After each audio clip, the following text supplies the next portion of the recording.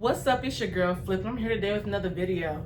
So I know you guys are all, the whole internet's been talking about it. It's been all the buzz all around social media. Today I'm talking about them. I sat my ass down this weekend and I watched every last episode, and I'm glad I did. And let me just say, it came right on time.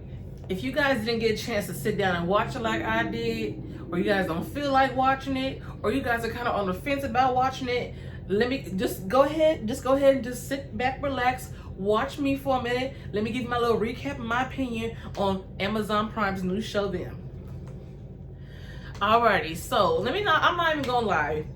When I first heard about Them coming out, I didn't hear about it. I just saw it pop up on my Amazon Prime account. I thought it was a spinoff of Jordan Peele's movie Us, you know, the makers of Get Out. And I love the movie Get Out. Get Out was a bop. I loved it. I got it. I got the whole message. It resonated with me. Us, not so much. And I love horror movies. Like, horror movies is my genre. Like, after comedy and like World War II, I love like World War II era, like Holocaust films. I don't know why. Yeah, so comedy, like little historical pieces, and horror, like that's my thing. I love horror movies, and I love anything. Nothing really scares me these days. But I was really excited to see the horror aspect. When I thought, I was like, okay, Us, Them, is it associated with that? I was kind of put a little back at first. But once I saw the trailer, I was like, okay, I'm going to go ahead and check this out. So Them is Amazon Prime's newest show. It's pretty much about the Great Migration that happened here in America, from like people moving from the South migrating to the West, California. And my people are actually members, you know, of the Great Migration Trail. I don't know what you call them, the pilgrims on that pilgrimage. I don't know, and I was so lucky they are, because I would have still been in Texas. Shout out to my Texas family. I love y'all, but I'm so glad my grandma made the leap, decided to jump the leap and make it out here to California. And here I am, loving it. And I'm a Cali girl through and through. Like, God, you know I need to be out here in California. But anywho, so this show pretty much gives us an inside view of what it was like during the Great Migration. That's during the early 1930s, 40s, 50s, 60s, when the black, you know, people were trying to leave the whole Jim Crow segregated South and trying to, you know, better their lives and have a more free sense of life in California. So yeah, I'm just gonna go ahead and give y'all a little rundown of each episode. Pretty much sum up each episode so y'all can pretend like y'all watched it when y'all really didn't. So I'm gonna just hit the major points. Alrighty, the show opens up with our main characters, Lucky, the mother of the matriarch of the family. She's in her house in North Carolina. We're back in North Carolina before they decided to move out this way. She's in her house with her baby son, and she's approached by a old white woman singing. She looks like she's a nomad. She looks like she's came deep from the Appalachian Mountains and came down and decided to see what these black people were up to. And that's pretty much what she said. She said, oh, I wanted to see who this pretty house belonged to. And initially, Lucky's like, okay, like, all right, like, okay, nice, hi, all right. And then once she hears the baby in the background, she starts questioning the baby, and she tells her, okay, skedaddle now. And then she starts singing this weird little song. I don't know what the song is, but I think I heard something about cotton picking. I didn't like it. It sounded real racist and real Jim Crowish. So when she was singing this song, it was getting up under Lucky's skin, it was getting up under mine. So it was doing its purpose. It was real agitating the black folks, and I think that's what its purpose was. So in the midst of this scene, this panic, the lady is like asking about Lucky's baby, and we clearly see that something's about to happen. And then boom, Lucky wakes up. It's all a dream. So we think. Foreshadowing. They actually have a little old school U-Haul truck. They're driving down the highway headed to Cali. They're going to Cali. They're going from North Carolina to Compton. And they're talking about this paradise that Compton is about to be. And just know what Compton is today. Compton, I got nothing wrong with Compton. My homie bring my travel buddies stay out there in Compton, and I love Compton, but just thinking of it as a paradise, like, that's kind of funny. And back then it was nice. Granted, all of LA was nice back in the day. And then considering where they're coming from, we find out later on, North Carolina, need I say more, California was definitely, any part of Bakersfield would have been a paradise. So it's family. Lucky is Henry, the father, and their 2 daughters, Ruby and Gracie. The baby Chester, he's nowhere to be found. We find out later why. But before we get started, like, I was really trying to wonder, like, how did they even buy houses back then? Like, wasn't no internet. Like, they're all the way in, like, did you just buy houses over the phone back then? Like how did Henry set that up? Like, somebody let me know down in the comments down below. So as soon as they even hit the house, ooh, sorry, my titties was crooked. As soon as they even hit the house, that little dog is already scratching the basement. So we already know something funky's going on with this basement. We don't know what's going on with that basement, but we already know. Dogs be knowing what's going on first. So once you saw little Scruffy already scratching the basement, they should have took heat and skedaddle track. So they go inside the contract and they notice that on the contract it says that no one with a drop of Negro blood is allowed to live in this neighborhood. So of course they looking like, Henry, the father, husband's like, okay, yeah, we're ready to go. And Lucky's like, hold on, I got more than a drop of Negro blood in me. Like, what is this? Like, what are we doing here? Like, I knew it was something up with this. So the real estate agent reassures them, like, oh, this is some old, outdated stuff. Come on now, this is California. We're going to go ahead and scratch that out. Go ahead and... So as they're getting signed up and getting acquainted with their house and signing their lives over, literally signing their lives over to the devil and not even realizing, the white people are just gathering around their house. Like, they just all decided, like, we're going to sit here and make it the kicking spot and just all stand here and look stupid and stare at these black folks that just moved in. So as they're doing this, Daddy loading the gun, like, what's up? And, like, they're not just, like just kicking it and just, like, even being shy about it. Like, they're literally setting up their chairs, blaring their music, being real obnoxious about it. So Henry's like, I'm not about to sit here and let y'all intimidate me. Like, do y'all know where the hell I came from? Like, I came from the real races. I came from North Carolina. Like, y'all ain't got nothing on them KKK crackers, like, out there. Like, y'all ain't got, the little shit y'all pulling is real cute. They're getting settled in the house and everything, and mom and the little daughter is kicking it. So little Gracie starts singing the song the little creepy old white lady was singing in front of the house from the dream that we saw earlier in the first episode. So Mama's like, where you hear that song from? And she's like, Miss Vera told me this song. So Mama's like, hold on, what you know about Miss Vera? So they're sitting here talking about Miss Vera, and Gracie says, you're not crazy anymore, right, Mama? So I'm like, okay, this is kind of foreshadowing. What did Lucky go through? Why did her kids think she's crazy? Were they running from something in North Carolina? Were they running, like, what happened? Like, what triggered their move to Compton? So while Lucky's trying to convince Gracie that she's not crazy, the neighbors are literally having a whole clubhouse meeting about how they're going to get these niggers out of town. Excuse my French, but... So the Emerys decide, like, okay, we're here to stay. We're going to go ahead and get settled. This is our home now. They decide to go ahead and go to sleep. The first night in, little Gracie ends up getting scratched by Miss Vera, the woman's spirit, in her sleep. And they wake up, the little dog Sergeant is dead in the basement. So they say, fuck these spirits. We can't retaliate against these spirits, but we're going to do something about these neighbors.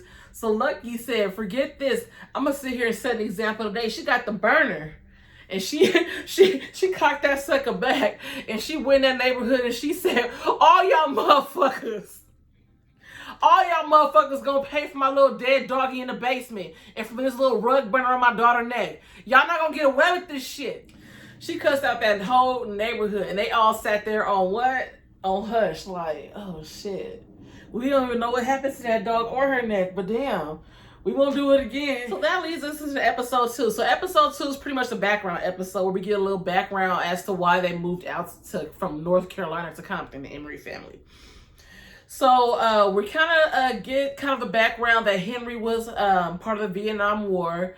And he was shell-shocked and had PTSD, all these things that they called PTSD back in the day that they didn't recognize as PTSD. He was laying on the floor. He was having flashbacks. Certain noises and smells were triggering certain memories.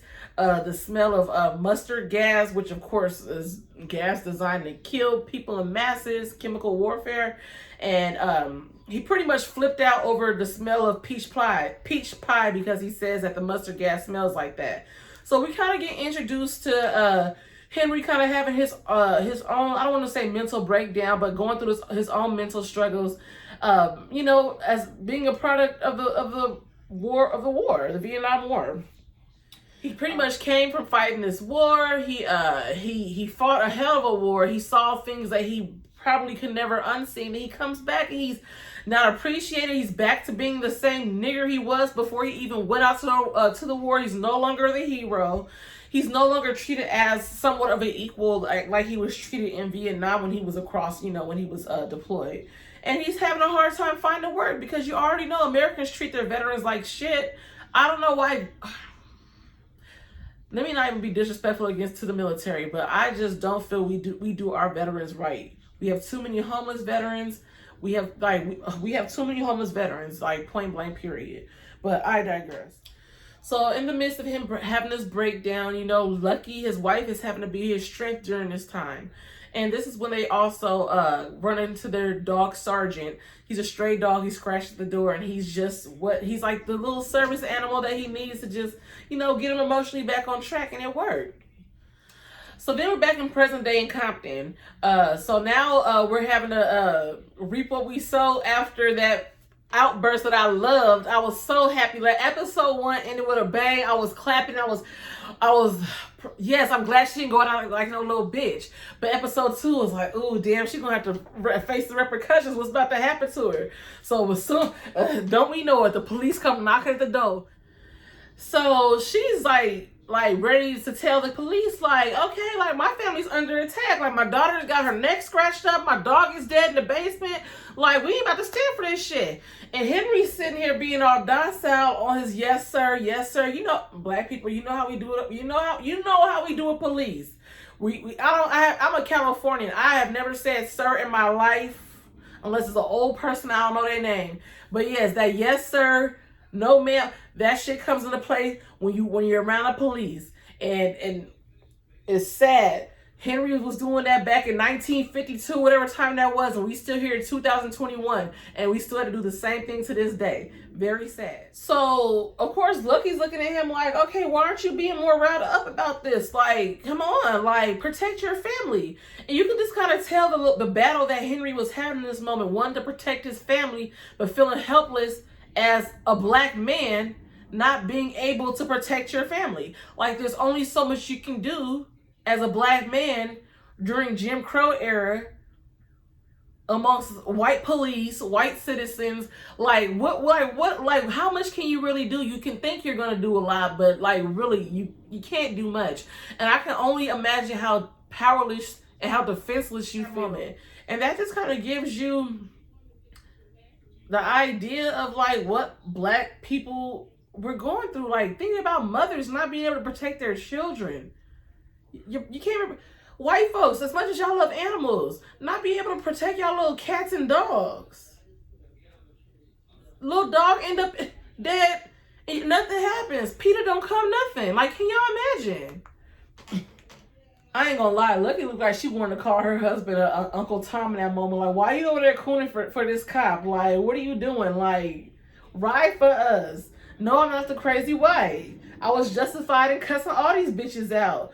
All these bitches deserve this burner in their face. So, of course, Gracie's scratches done healed up by now. I was hoping the dog was going to come back to life, too, but no, that ain't happening. So, at this point, the oldest daughter, Ruby, was like, ugh, is mom tripping again? So, we already got Gracie asking about, is mama crazy? Now the older daughter's like, okay, is mom having one of her episodes again? And dad's having to reassure, like, no, mama's here, like, we're not gonna lose her, like, she's still sane. And it's just still making us feel like, okay, like, what the hell happened in North Carolina? So despite little sergeant getting killed by the spirits or the neighbors, who knows, Henry still has to check into work, and he's he's kind of under the weather. He's sad about his dog. He's sad that his family is sad. He's sad that his wife could be on the verge of another mental breakdown. He's just upset at work with a lot on his plate. So while he's just sitting there having a moment to himself, of course the boss catches him like, oh, God forbid you have a personal moment. Let me call you in this office and embarrass you. But once he said something about the dog, then it was like, oh. Damn near was gonna give him some extra PTO because a damn dog died. Not to say that people don't feel bad about their dogs, but he didn't give a shit about his wife or his daughter scratching around the neck. He didn't give a shit about that. White people and their pets, I tell you. Y'all love y'all animals.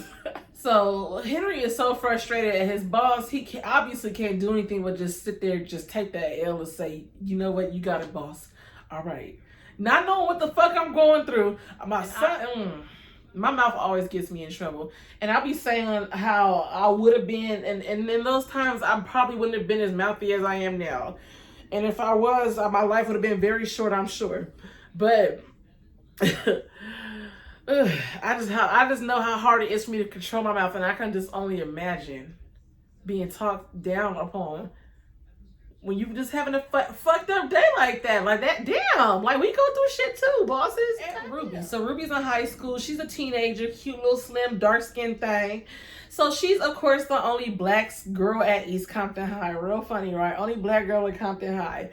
So she's in class. She decides to answer a question in class, and they all make monkey noises and embarrass her.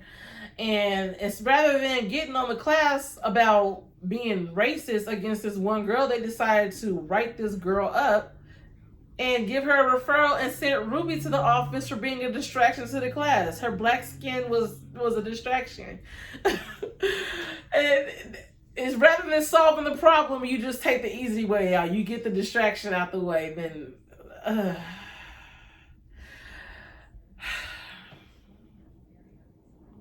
and if Ruby had decided to flip all them desks over in that one moment and act like the monkey they was calling her, she'd have been wrong. They'd have been calling the zoo. They've been trying to tranquilize her ass. They'd have been trying to euthanize her ass. But anywho, I kind of relate to that, not to the whole getting bullied thing, because I have never been bullied a day in my life like that. Bully who? Where? What's that? But I can definitely relate to being the only black girl in class, and I didn't experience that in my younger years, but in college. I went to Cal Poly Pomona, where unfortunately it's only 3%. 3% out of thousands and thousands and thousands of people. 3% black people. So I was literally the only black girl in all my classes. And Cal Poly's a small school, granted, but we had a couple of classes where it was like, 100, 150 people in there. And if I missed that class, they'd be like, where were you, Miss Flippin? Like, God damn, how you didn't see me? God, he ain't be here all semester. He just came for the final. But yes, I know how that feels to be the only spot in the class one day. Lucky walks in on Gracie talking to Miss Vera, and to make little Gracie feel better, she tells her, like, I see Miss Vera too. I've been seeing her since we moved here. So she's like, don't tell Daddy. Like, we got to keep this little secret because, Lucky knows she already on thin ice. She already know her man on the verge of leaving her ass. Like, keep this little secret between us. Like, this is our little secret. We see her, but we don't see her. You see what I'm saying? So at dinner time, after work, after Henry done had this long ass date, Gracie, little volunteering information, as you know how young folks love to volunteer information nobody asked for. They love soliciting unasked for information. Daddy, me and Mama saw Miss Vera today. And Daddy said, we saw who? And it is looking at her crazy. Like, really, we doing this? We about to go off the deep end again? Really, Lucky? So Lucky decides, oh, you want to sit here and call me crazy? She decides to serve her husband a pie. Henry doesn't eat pie. We discussed in episode 1. Pie is a trigger for him. Sweets is a trigger for him. So he's passing up the pie. She intentionally skips Henry every day. But since you want to sit here and be Mr. Judgy, me sitting on your high horse, sit on top of that horse with this nice slice of pie here. That's some petty shit I would do. I'm not even gonna lie. I'm not even gonna lie. That's some petty shit I would do. Like, oh, I'm crazy. We all gonna be crazy in this motherfucker. That's my motto. If I'm mad, we're all gonna be mad. I know that's crazy, but that's just how I am. I'm sorry. But anywho, Henry, to show his mental strength, he's chalking down this pie. When I say he's struggling to take down this pie, you would think he was eating a plate of shit. He's literally crying back tears, hope. And it looked like a bomb-ass pie. I don't know if it was boysenberry. I don't even know what a boysenberry looked like, but it looked juicy. It looked like a good-ass pie. And he was sitting there talking about some... How I would be with eggs. Ugh, I hate eggs and jiggly foods. But anywho, he sat there and chalked down that pie. Killed that pie with tears in his eyes to show I am mentally strong. That's pretty much what I got from that scene. And Lucky was sitting there like, oh, mute, like, oh shit. Well, I guess I am the only crazy motherfucker in here. So now we're at episode 3. The neighbors is fucking with her still. Now the kids done got good and grown and decide they gonna hop in grown folks' business and start messing with the black folks too. She catches a little white boy pissing on her brand new white sheets. And she's like, I'm not taking this shit. Like, crazy or not, y'all not about to sit here and bitch me out. So she chased the little white boy down. Of course, the whole neighborhood looks in awe when she's reacting to somebody doing something to her. She's reacting. Now she's the aggressor. And now we got an angry black woman. Duh. So Lucky gets out the way. Henry's at the house working on something on the roof. The neighbors decide to confront him while he's on the roof. They decide to hem him up about his wife and her behavior. So they pretty much threaten him and let him know that he needs to get his wife under control and that they pretty much need to skedaddle and leave town. Henry, and I don't know if they saw Henry, yes sir, and tap dances to the police, but they had Henry real fucked up. Henry let them know, I am military trained. If you want to come up here and fuck with me, I will come down here. I will come off this letter. I'm going to tell you which order I'm going to whoop your ass. He told him which order he's going to whoop you. Then I'm going to beat his ass in the back next. Then you right here at the little yellow shirt in the front. I'm going to get you last because you're getting on my nerves the most. And they got the fucking message. They took their asses back on across that street. So Lucky's with her in-laws in Compton, her cousins in Compton. And it's pretty much just giving her a little break, giving her a little breath of fresh air, seeing some more black people. It's real refreshing from time to time. I know exactly what, seeing a black familiar face. It's always nice seeing a cousin, you know what I mean? Because you know every black person is your cousin. It's nice seeing a cousin from time to time when it's only a couple of y'all. Hey, you know what? So Lucky's visiting with her cousins in Compton. And she starts asking about other black families that moved in Compton. And she starts hearing about the other black. They talk about the family that lived at the house prior to them. And the cousin's kind of hesitant to tell Lucky what happened. So Lucky's like, what happened? What happened? She's like, no, let's not talk about that. Let's talk about you. And her cousin starts asking about the little boy, baby Chester, that we got introduced to in episode 1 that obviously isn't here for a reason. We, at this point, can assume he's dead. We don't know how he died at this point.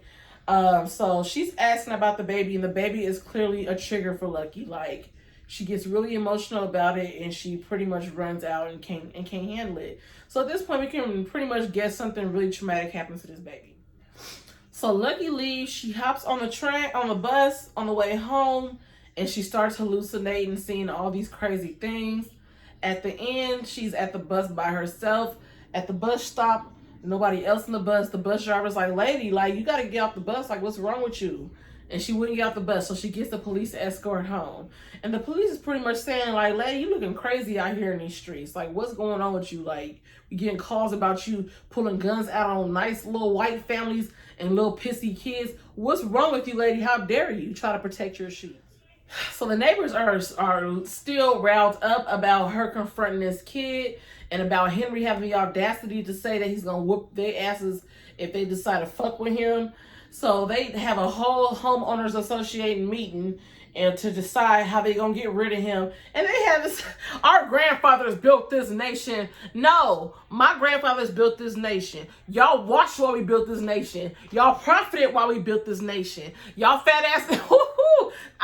I can't believe how we really sat here and did this shit and they get all the credit and then we get the rap as lazy ones. Like, how? Houseway. So during this meeting, they decided they needed to step it up a notch, and they literally wrote nigger heaven in fire across that grass, burnt that shit in their grass so it could be there for a minute. Now we're episode 4. They decided to adorn the house with nice little lynch, little pickaninny dolls. I don't know what you call them.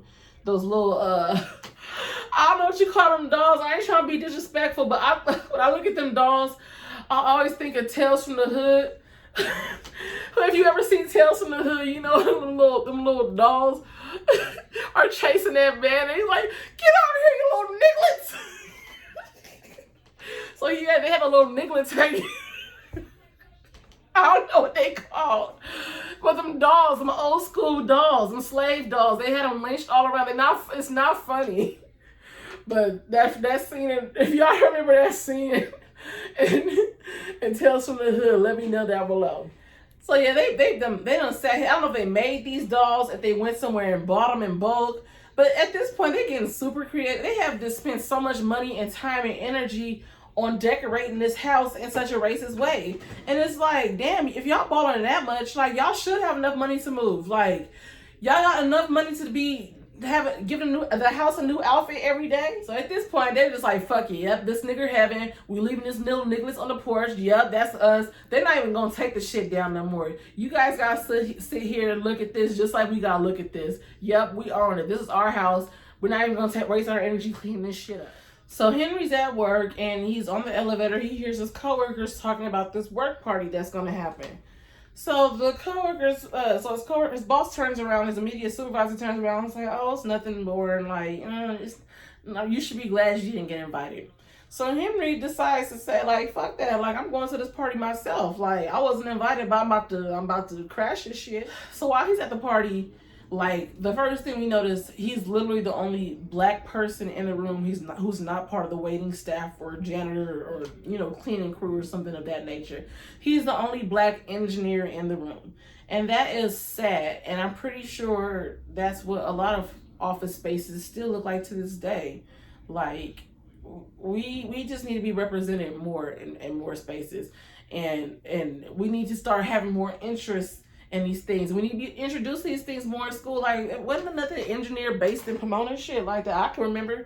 Like yeah, they need to start gearing us towards more shit like that. Where the money at? Anywho, so Henry crashed the party and his supervisor's looking like, okay, why are you here? Like, so the big boss goes on the stage and he announces to everybody like, okay, we're doing good. We secured this contract. Everybody's getting a raise. So Henry's like, okay, like, damn, okay. He's not even mad that he didn't get invited. He's just happy he was here to hear that everybody's getting a raise. So his supervisor stops Henry. He's like, what you doing here? So Henry's like, I decided to come to the party. And like, I'm glad I did bring in some more money. So he's like, oh, there goes the big boss right there. I'm going to go introduce myself. So the supervisor reveals to him, like, hold on, like, I didn't even tell him you were black. Like, hold on, whoa. So Henry's like, whoa, okay, well, I'm going to go introduce myself anyway, against his supervisor's advice. So he goes, he introduces himself, and lo and behold, they relate on a military level. They realize that they relate on a military level. So they hit it off. I'm pretty sure if it was today's times, they would have linked up for a beer or something after that whack-ass work party.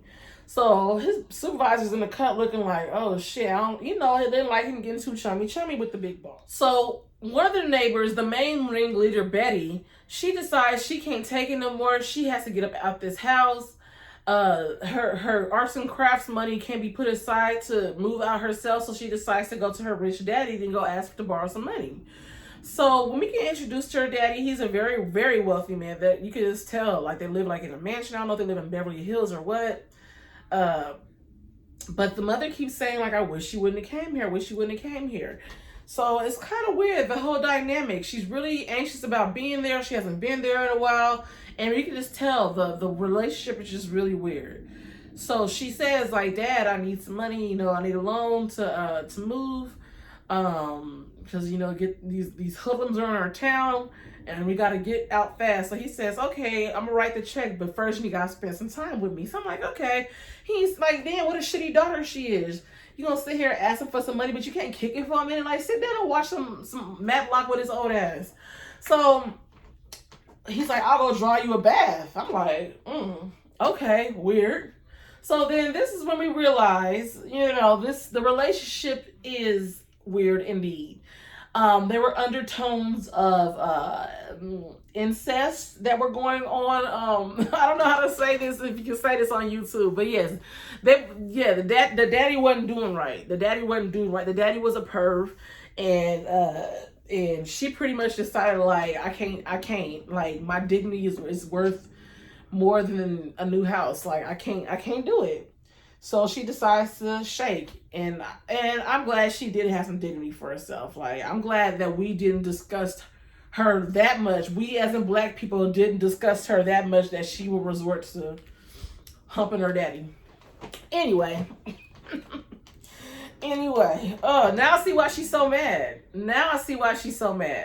But don't take it out on us. Take it out on your old ass daddy. Shit, kill him and get the damn life insurance money, girl. Don't take it out on the black people. Lucky decides to go visit another black family that lives in Compton and go see what their experience is. So she runs into this lady, you know, she seems to be well put together, similar to her. Married, husband works, she assumes and has 2 kids as well. But she's noticing the house is immaculate. The lady's just talking about how much she loves cleaning. That's all she focuses on.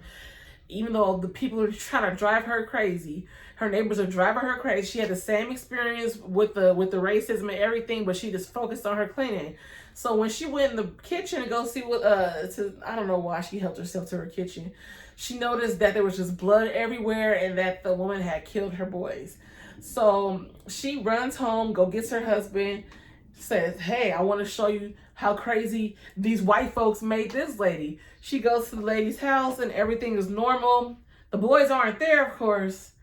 But yeah. Now Henry really thinks his wife is just damn crazy and that she just makes all this shit up. So at this point in the episode, everybody has imaginary friends. Ruby got a little white imaginary friend at the school. Henry got man in black faces following him around. They be gassing him up and trying to get him angry.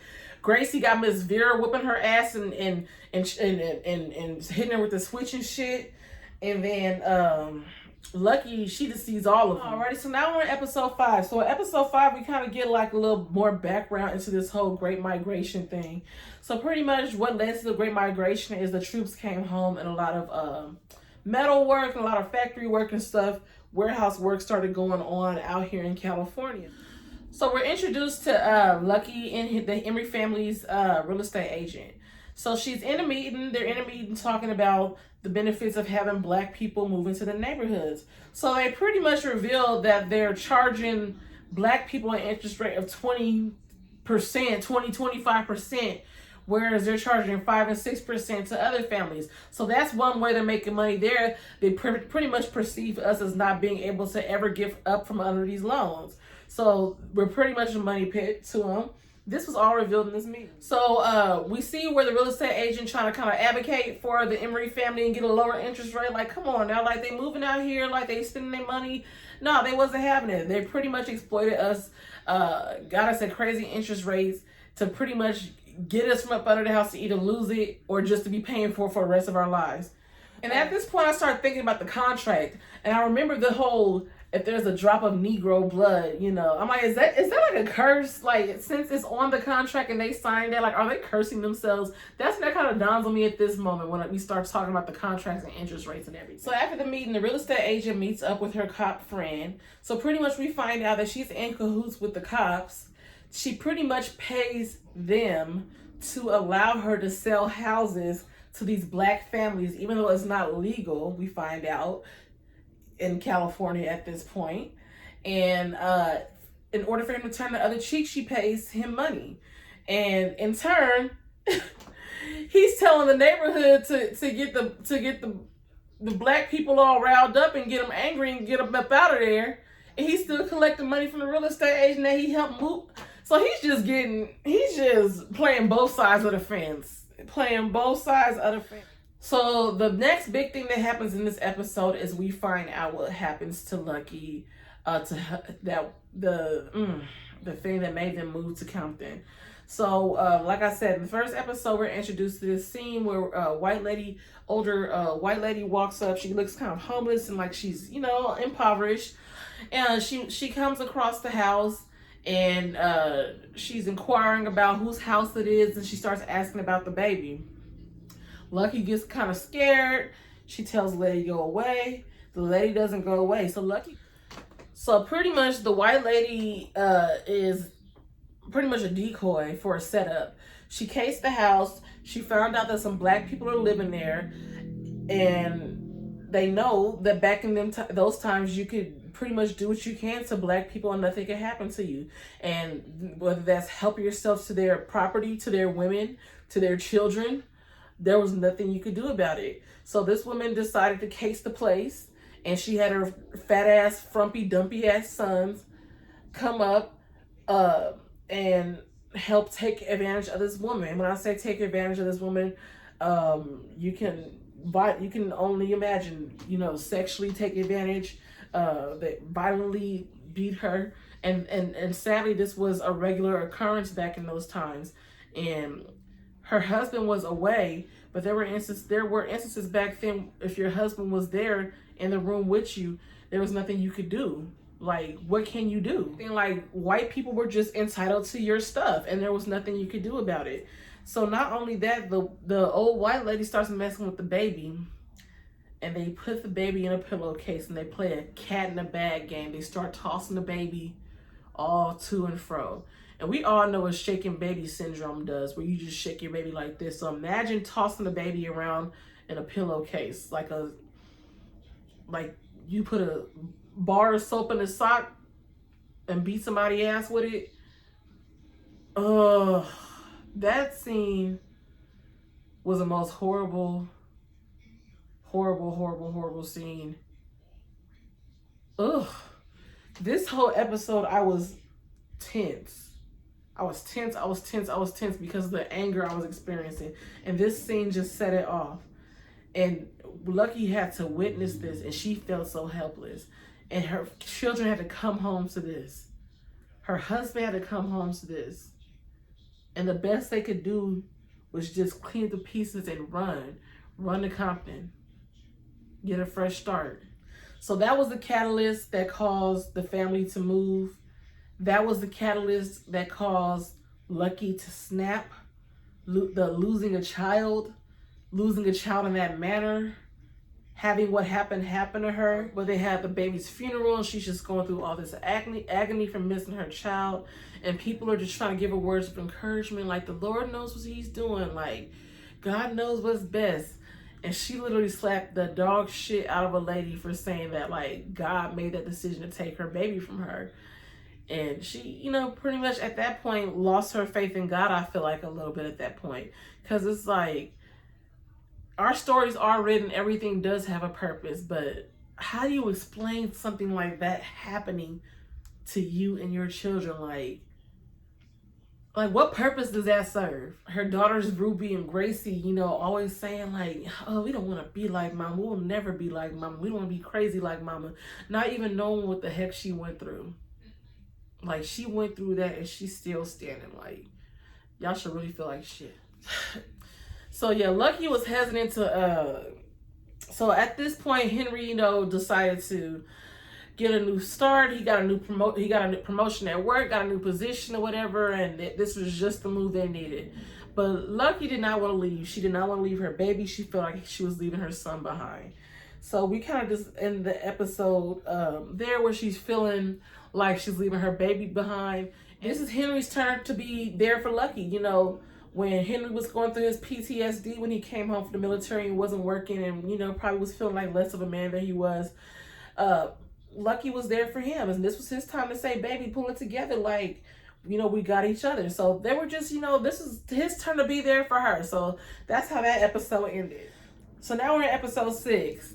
So Lucky is tripping. She's having dreams about pulling out axes. She actually has an axe hidden under her bed at this point. So she's starting to lose her shit. And she's not trusting herself at this point. So she's pressing little Gracie's hair. And all black girls have this PTSD. We all had that hot comb PTSD. When she burnt that baby on her neck, oh, I felt it. Oh, I was that whole time she was pressing her. Oh, I was like this the whole time she was pressing her. I was holding my ear. You know how you gotta hold your ear? She ended up burning little Gracie with that hot comb, and she was really like having to ask her cousin, like, cousin, am I crazy? Am I trying to hurt my baby? Like, I know what that crazy neighbor did down the street, but I'm not like her, right? And her cousin had to tell her, like, no, cousin, you're not crazy. You're not crazy. You just can't comb no hair. Leave the beady bees to me. So Henry is at work. So he's back at work after this party. He got his they got their raise. They're doing good. He done met the boss. He's well liked. He's on cloud nine. Before he can even hit the door, supervisor was like, come here. He didn't like that he introduced himself to that boss. And of course, he tried to act like, oh, all of a sudden you ain't on your job. Now you're not fit to be on this project. Now we're going to have to give you demotion and take you off this project. That means he ain't getting this bonus now. See, white folks don't like when you take initiative. And that's something, I don't want to say it like that because it sounds kind of old school, but that's something my grandparents have always taught me. My mom has always taught me, never let white folks know what you got. If it's connections, if it's money, if it's whatever, never let them know what you got. Because if they feel like you're doing better than them, or they feel like you're trying to get too much on their level, they got to knock you down a couple pegs. They don't like to see you doing better than them, as good as them. They like you right up under them.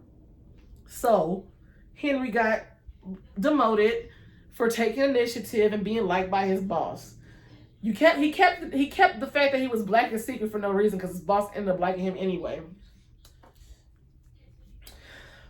So yeah, Henry got demoted on the project and pretty much got told to be grateful that you even got this job and you even got let in this door, nigga, and shit. You better be happy to be here. And I hate when people get like that. Like, damn. Like, you need me. I provide a service. Don't act like we are all disposable. But like, think about it. Nigga, the money you going to take to rehire somebody, the time, like, I know what the hell I'm doing. So Henry was like, I already did all the work on the project. Like, how you gonna take me off? And he was like, oh, well. So Henry just had to go ahead and eat that. So the neighbor Betty is like still dead set on moving. She's like, hubby, like, what the heck? You've been working all this overtime. Like, where the money at? Like, we need to move. So she decided she ain't gonna go through her daddy. Her husband ain't bringing home money. She going to go into her savings account. So she goes to her savings account. She realized her money is wiped out. And she's like, how's her money wiped out? She has the money joint with her husband. So her husband has been wiping her out this whole time and left her with like, from like $9,000 down to like a couple $100s. And you know, back in them times, shit, $9,000 is a lot. Shit, you could probably buy a whole house that much. I don't know, I'm just playing. I don't know how much it was back then. But it was a lot, I'm sure. But just, shit, I don't care. Today's money, if I have $9,000, you lend me down with some hundreds, bitch, I'm kicking your ass. I'm kicking your ass. I'm going to try my hardest. I'm going to try my damnedest to kill you. I am. So Henry is fuming at this point. He's home. He's sitting back on thinking on his demotion. He's like, what the heck? I can't let this shit go. So his little imaginary friend, the little black-faced minstrel, whatever you call him, he's sitting here like, what you gonna do? Like, this dude is taking money out your house, like taking food out your kid's mouth. You can't let this shit happen.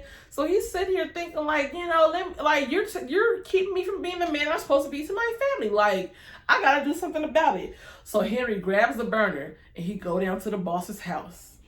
So the boss turns out not to be there. So while he's in front of the boss's house, a neighbor walks by like, what you doing in this neighborhood, nigger? Like, what you doing around these parts? And so Henry's like, look, I'm not having a good day. Like, leave me alone. And dude, this will not leave me alone. Leave Henry alone. So Henry had to show his ass. Henry knocked that white boy out for asking too many questions. And that just goes to show you never know. White folks, when you sitting here trying to pull that little Karen shit, you never know what's going on beyond this moment. What's going on in the back of a man's head. Henry was ready to go kill a man, and here this man going being nosy, not even minding his own business, and now he got to get knocked out. He lucky he didn't get shot his goddamn self. He lucky he didn't eat that boss's bullet. Shit. And then Lucky was on the same page as Henry. Like, they was both on some fuck this shit that day. So Lucky's on her way home. Her neighbors decided him and up about the shit that they left hanging, all the little nicklets and graffiti and paraphernalia they left all on the house. Because I decided to own this shit. When are you going to clean the neighborhood? We're tired of looking at this. Bitch, you take it down. Shit. The audacity of white folks. You gonna sit here and do this to me, then you gonna sit here and tell me that you tired of looking at me, you ready for me to clean this shit up? And Lucky did exactly what she was supposed to do. She slapped the dog shit out that bitch. Shit. I felt that on my lip a little bit too when she did that shit. And it wasn't nothing Betty could do. Betty and got her money taken. Her man is missing with her money. She went and just destroyed her whole house. She mad because she knew she couldn't take Lucky. Lucky slapped the dog fuck out of her. She knew she couldn't take her. So she went and did what she could do best. She went and had out that damn wallpaper. Yes, you better go with your match, girl. You better go. So Betty is so hot at this point. She's like, look, my man ain't gonna ride for me. He's a bitch. He took my money. This black lady, I can't beat her. I need somebody else who's gonna handle this work for me. So she decided to call her side nigga the milkman. See, that's why people be saying, oh, yeah, mom had a baby with the milkman. That should be true. The milkmans be sliding the DMs. That was the DMs before the DMs. Sliding in with them gallons of milk. How many pints you need today, Miss Johnson? So at this point, the family is like pretty much at their wits' end. So Henry is stalking his boss with a gun. He's camping out. He has the gun. He's waiting to learn the man's schedule. Lucky is like, we got to get the fuck out of here. She's packing up like we cannot stay here any longer. Ruby is in high school wishing she was white. She ends up painting herself white and thinking she's trying out for a cheer squad that wasn't existed. Henry gets pulled over by the cop on his way from stalking the boss. And the cop, the one who's in cahoots with the real estate agent helping move black families in the neighborhood, he's pretty much saying, like, what's going on with your wife? Like, she's, like, losing her shit. And Henry does not like, I can call my wife crazy, but you can't call my bitch crazy. Like, don't do that. Don't do that. So, so Henry decides to kill him. He just shot the man dead. He shot him down right there. Like, that's his bitch. Don't be talking shit about his bitch. And Henry was actually able to get away. Like, I was so scared that a nosy ass Karen or Kevin, I don't know what they call him, was gonna pop out the scene and catch his ass. But no, he was able to skirt off on them bitches. And I'm so happy because that cop was dirty. And you know what? I'm sitting here condoning the killing of no cops. Let me not say that. But that cop was a dirty ass. He was dirty for both sides. So both sides was doing better without his ass, in my opinion. So Henry kills the cop. He's fleeing like, okay, shit, I gotta get home. Lucky's like, I'm ready to get up out of here. Ruby runs in the house and she's covered in white paint looking stupid. Gracie is over here arguing with Miss Vera. Like, shit is just hitting the damn fan. They're like, we gotta get the fuck up out of here. But before they can even get up out of there, the neighbors decide, we gotta check their asses. The neighbors pull up on their asses. And as they're running out, Lucky went to go grab her chest of, like, she had like a chest made with her precious things, and the skeleton of little baby Chester falls out. And everybody's looking at her like, so now we're episode 8. So pretty much everybody's thinking that Lucky killed her baby. Then I see this this baby corpse fall out the luggage. They're like, where does baby corpse come from? What the hell is going on here? So, of course, her family knows what happened, but the rest of the neighborhoods are like, where does corpse come from? She's crazy. She killed her baby. So the episode starts off with Lucky being put in an insane asylum. The mental hospital is just full of black women, She sees the former neighbor who lived there before them, who killed her kids. She sees the other neighbor who lived around the corner from her. She's seeing all these black women in there, and we're noticing that they all have scars on their head. They are all getting lobotomies. So Henry's still trying to hold his wife down. He's like, I wanted to show her that I'm here to support her, but the staff is like, nah, you don't need to see her. They're telling her, your family don't want to see you. So Lucky is just in there hopeless, and she sees she's about to give a lobotomy, and she's seeing the zombies are turning after they're getting a lobotomy. So Lucky's just feeling hopeless at this point. So then we're at Betty. Betty decides, okay, like, we got the lady in the mental hospital, but the rest of that family still gotta go. She goes to her side nigga's house, the milkman. She goes to his farm, and decides to go solicit him because he already made it clear, like, hey, shh. I'll slide for you, girl. I'll slide for you. So she's like, all right, like, let me see if you really about that shit.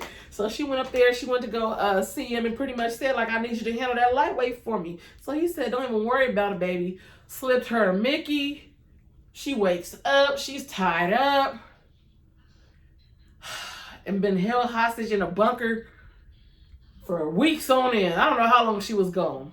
So at this point, we realized the milkman isn't gonna handle her lightweight for her. He is really just an obsessed stan, and he's just been really just looking for a moment to just seize her and hold her captive in his basement.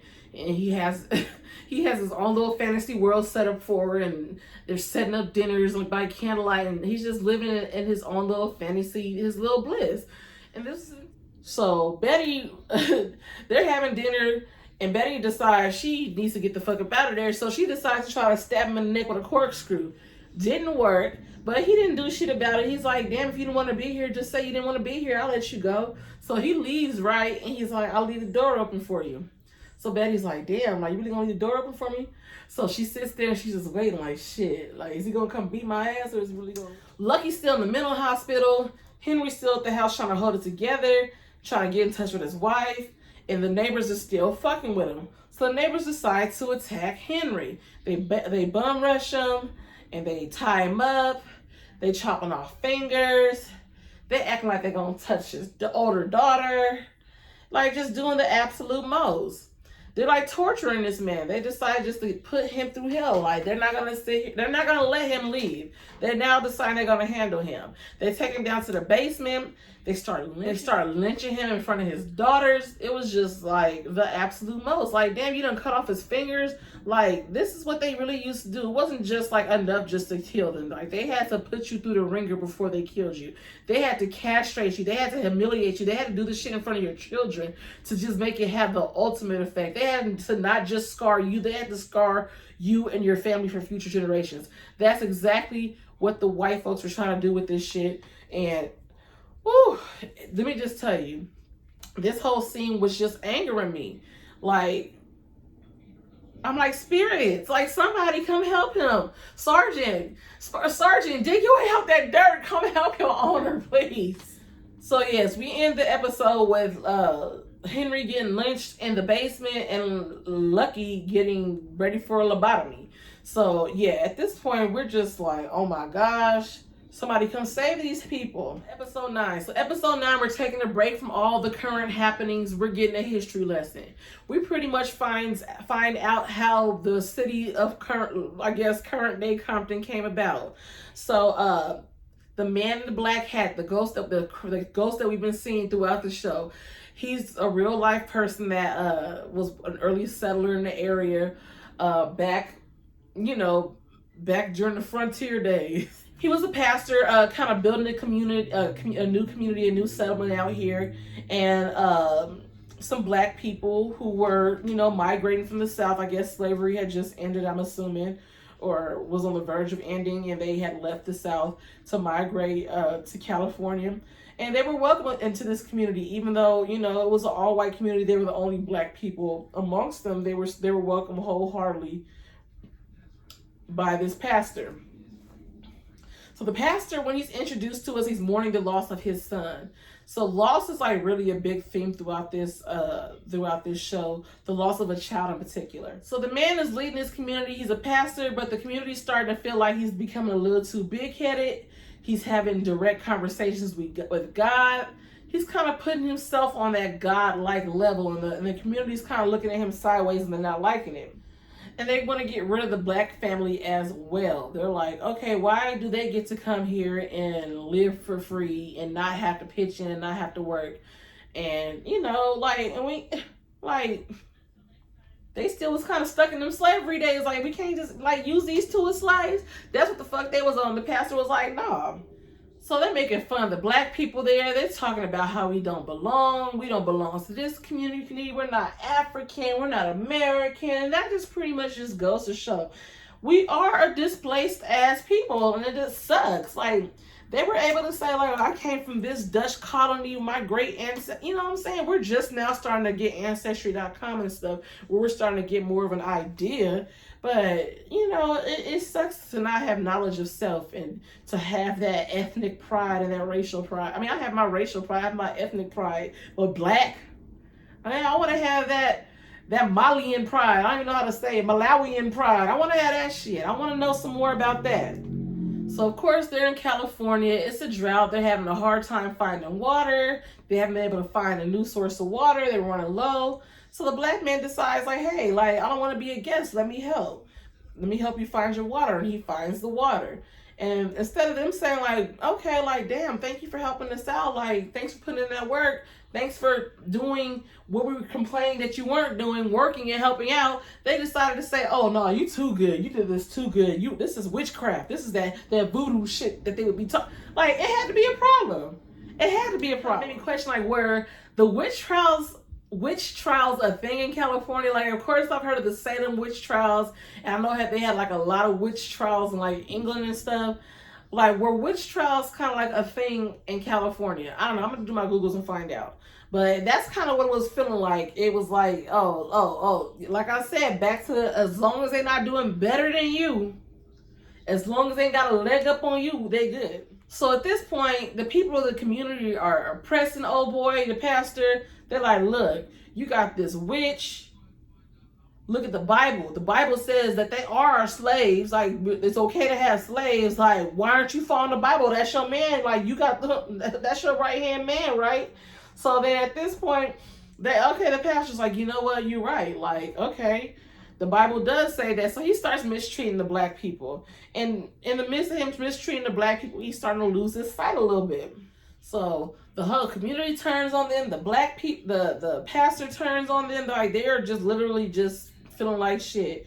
So at this point, they're like, look, we can get our little wagon and we can shake. Like, you promised you would help us get our wagon fixed. Like, let us get up out of here. So, like, we see what the hell y'all was doing here. Like, y'all wasn't trying to be our friends. Y'all pretty much luring us here so we can be y'all slaves and not happening. Get the tire on our shit and get us the fuck up out of here. And they were like, nah, we got a whole court. We got a whole court. So the lady, mind you, she's pregnant this whole time. Super pregnant. They're holding court. They, of course, find her guilty. And while the whole chaos is going on, she's actively in labor. And because of their witchcraft and helping them out and being the evil people that they were, you know, the evil black people that they were casted out. They were blinded. When I say they were blinded, they literally got some hot pokers and put them in their eyes and blinded their eyes and lit their asses on fire. They blinded them with little pokers in their eyes, and then they cursed them. And the black lady was like, I cursed y'all asses back. And when she cursed their asses back, that Bible lit in the flames. So after that, they were like, oh no, we're not just gonna blind y'all asses and cast y'all out. We gotta get rid of y'all bitches. So they lynched them and lit their asses on fire. And like the whole community was like literally, like you would have thought they were watching Beyonce live. Like, and that really was the equivalent to watching Beyonce live back during them days. Like, going to go see a lynching was like the thing to do on a fucking Saturday night. Like, they live for that shit. Like, they got their Sunday's best to go out there and go look at some people get hung and burned. And I just, that's just unhuman, like, to me. Like, how, I don't think a grizzly bear could sit there and watch another grizzly bear get hung and not be like, God damn, like, this bothers me because I'm a grizzly bear too. Like, this shit can happen to me. Like, I don't understand. Like, that's not even like an animal couldn't even do that, I feel like. So in the midst of their joy, they're sitting here so caught up in the excitement of seeing some niggas burn. They don't even realize that their whole village is burning down with them. The whole village goes up in flames. And as the village is going up in flames, there's like this curse that he's placing on the place. And it pretty much says like, break them from, he's pretty much saying he's going to break black people from the inside. Any black people that's crossed that land moving forward will be broken from the inside. They will be cursed moving forward. If the black people that come moving forward don't suffer, he will suffer. So pretty much the elder in the afterlife, the pastor, excuse me, in the afterlife, he is cursed to damnation and cursed to torture black people for the rest of his life, or he will in turn be tortured himself. And that community is present day Compton, where the Emery family just so happened to move in and sign their lives over to the devil. And that was the end of episode 9. Okay, now we're at the final episode, episode 10. Okay, so we got a background on what exactly is going on. So we pretty much know that Compton is cursed for black people. That's pretty much what we gathered from the last episode. And when they signed that contract, even though it was crossed out, it was a contract. Like, they literally signed over to have themselves be tortured for the duration of them living there. So Betty is still hostage. She's still sitting there like, I'm scared to get up. I don't know if he really unlocked that door. Like, I'm scared to leave. She's still on the edge of bed just thinking about it. So she goes and she's like, fuck it, I'm gonna just go ahead and check it out. So she went and tested it, and the door was really open. So she was just like, fuck it. And she takes a run for it, makes a run for it. And she's like, freedom. And the next thing you know, the milkman side dude said, bitch, I can't have you. No one can. Shot her ass down. So lucky she's still in the mental hospital herself. She's getting prepped for her lobotomy. They're drugging her up and like have her restrained and getting her ready for the lobotomy. But she's like, hell no, I'm not going out without a fight. So she stabs one of the nurses and she escapes from up out of that bitch. And on her way out, she doesn't just leave. She beats the fuck out of a nurse and kills one of them bitches, it looks like, and saves another black woman from getting a lobotomy. Oh, you saved her soul, sister. You saved her soul. So yes, so Lucky escaped from the mental asylum, took a nurse out, orderly out with her, and she's like, fuck it, I'm about to go get my babies. We're getting the fuck up out of here. So we're back at the house. So Henry is still being lynched at this point. Remember last episode, the white people done broke in, they done started lynching, they done chopped off his pinky finger. So he is literally being lynched in front of his children at this point. And Ruby grows some guts and she gets that axe that her mama had from under the bed that's now magically downstairs, and she stabs that man with that axe.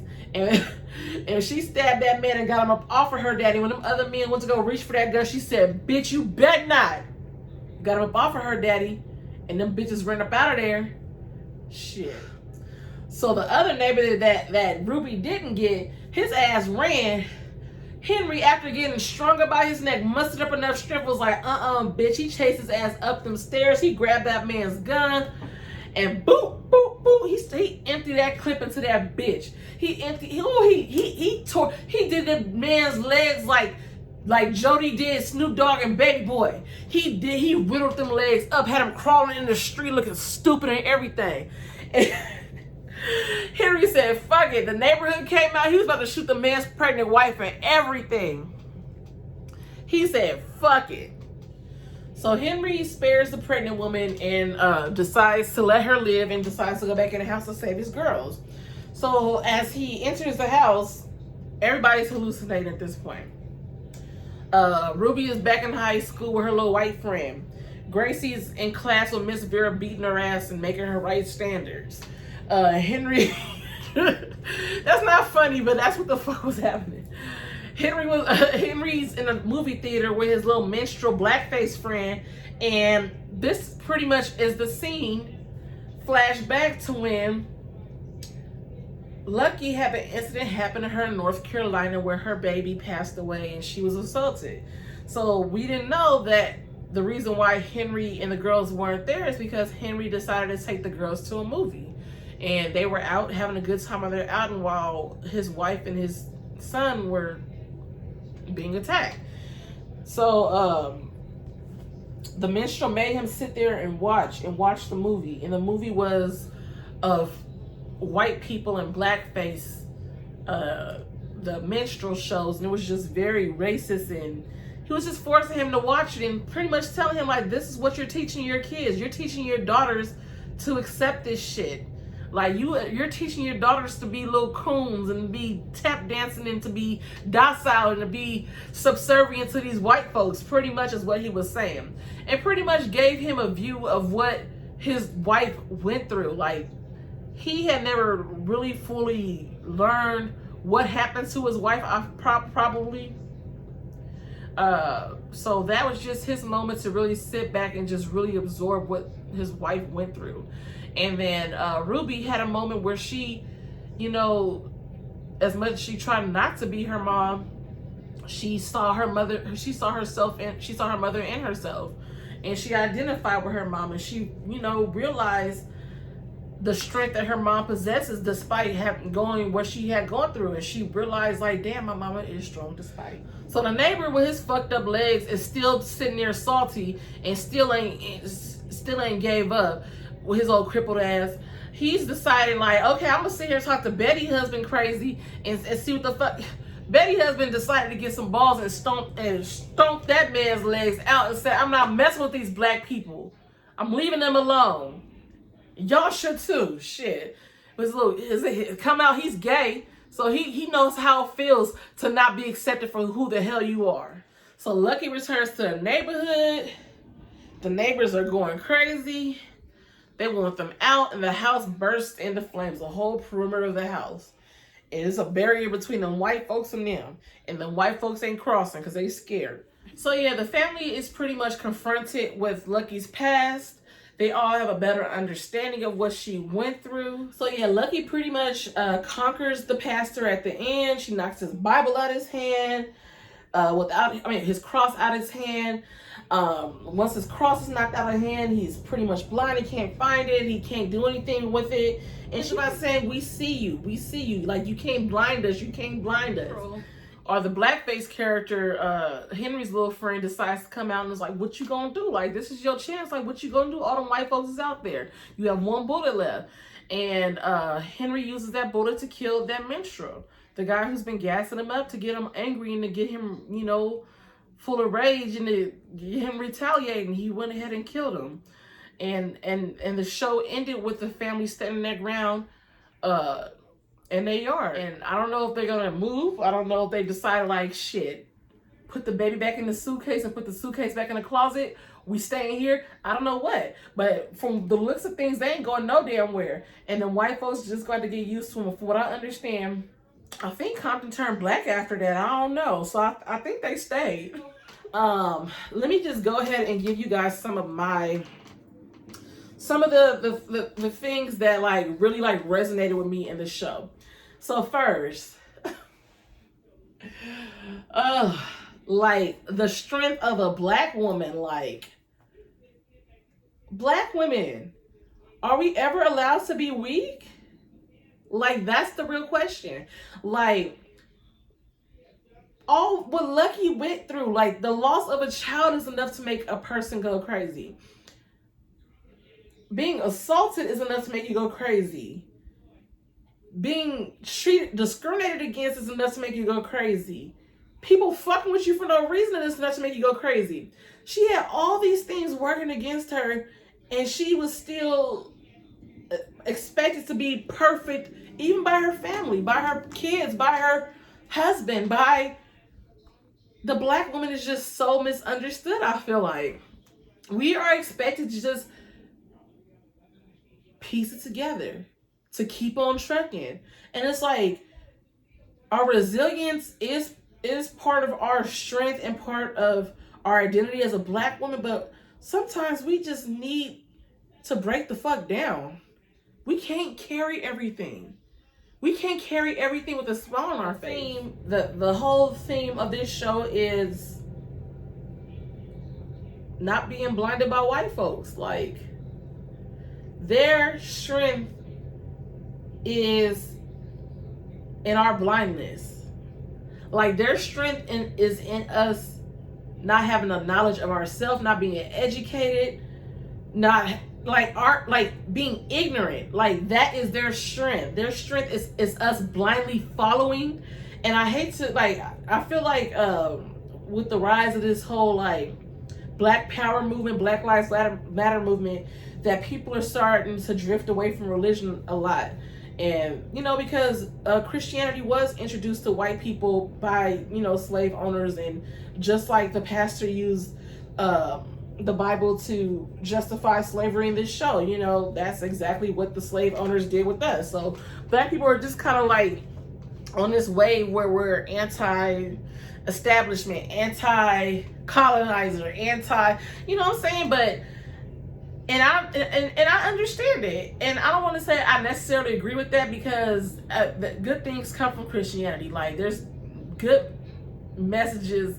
People are gonna use any piece of information to support their argument, like, point blank, period. Like, I don't want to just totally do away with Christianity and my faith in God and everything just because the white folks brought it to us. Like, God existed before slavery. Like, we not gonna, me personally, I ain't just gonna just run away like that. But I understand why some people are, because the people, the messenger, sometimes the messenger, some people say the messenger doesn't matter, and to some people the messenger does. So hey, I can totally see why, and I see that possibly was a theme in this show. When she knocked that cross out of his hand and that Bible lit on fire, like, was that representing white people hiding behind religion to back their ignorance?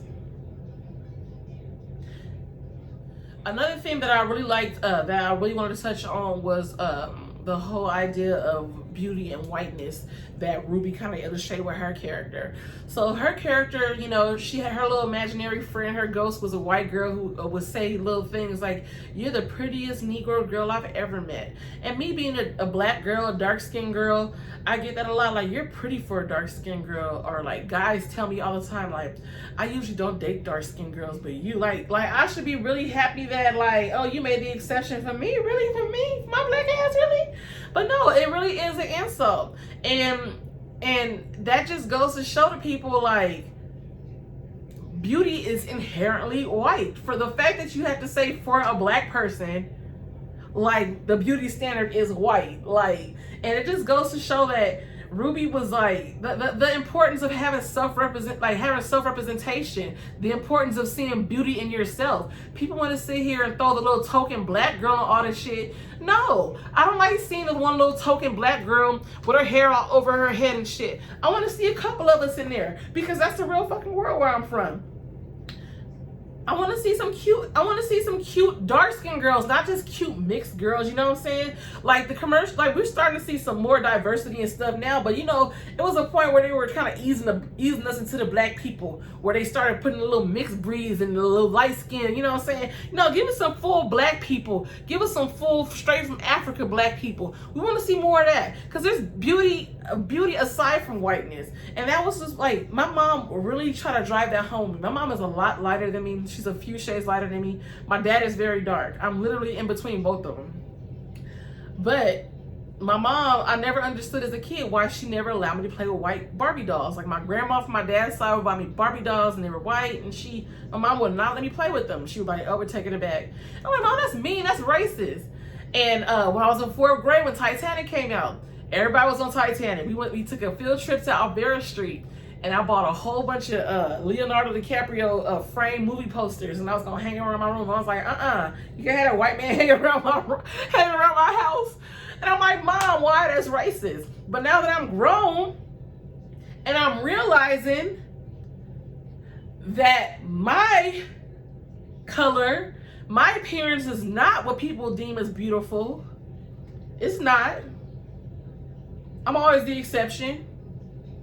When people think of beautiful, this is not the picture they think of. But we need to start having more representations of that, so people will do think of this when they think of beautiful, like people with this color. Like, my mom did not allow me to play with those white dolls and have those white, because and I'm like, "Mom, why?" She said, "You were gravitating too much to it. I noticed you were leaving your little black dolls laying around while you was, gravitating to your little Ariel, your other little white dolls. And I just wanted you to know, like, your dolls are pretty too." I'm like, "Okay, that makes sense. And she did have to instill that in me, because I never got bullied, like I said. But when people did come for me, like, that was the first thing they always said to me. It was like, "You're black, you're dark, you're dark." Like, being dark is a bad thing. Like, ain't gotta be nothing else. Not no dark porch monk. No, you're black. Like, black is negative. Like, but why? And now I can proudly say I'm black. I get so many compliments on my skin now. Like, oh, your skin is so, I don't even wear no foundation, no nothing. My shit is just this silky smooth and popping naturally. But as a kid, I didn't always feel this pretty. There were times I did want to be lighter. I'm not gonna lie. Because my friends around me with the lighter skin, the longer hair, and you hearing all the boys talk about, oh, that light skinned girl. You see all the music videos of light skinned girls. You want to be what the boys like. And you never heard, oh, look at her chocolate ass with her curly ass hair. Ooh, thick brown ass. No, it was never that. It was never that. We're starting to see more of that now, but that wasn't popping when I was a kid. So my mom, she went a little extreme, but she did what she had to do to instill that love in me, and she did her job. My mama made me realize she did. She as far as Leonardo DiCaprio thing, she's like, she loves Leonardo DiCaprio, by the way. She was just like, you need to start loving some of your own people. She really did. She went through a phase where she was wearing nothing but African clothes and shit. It is true. We do have to start loving our own shit more. Like, we have to start seeing beauty in our own stuff. So my mom, she was an example of that shit, and I gave her big ups for that. The show was amazing. It was necessary. It was necessary during this time. We all know the George Floyd trials are coming to a close soon. I believe tomorrow the closing arguments start. It's a very tense moment racially for a lot of us right now. A lot of us are on edge. A lot of us are angry right now because it seems like every time we're like fighting a case, like the Trayvon Martin case, Breonna Taylor case, George Floyd case, when we're like in court for some shit like this, and that's what's in the news, it seems like the police just ramp up the brutality. I swear, ever since this trial started, it's like crazy amounts of police shootings. Like Dante, the little 13-year-old boy, like it's like what? It's like they just ramp it up. So this show is absolutely necessary. For Black people to get a better appreciation of your ancestors.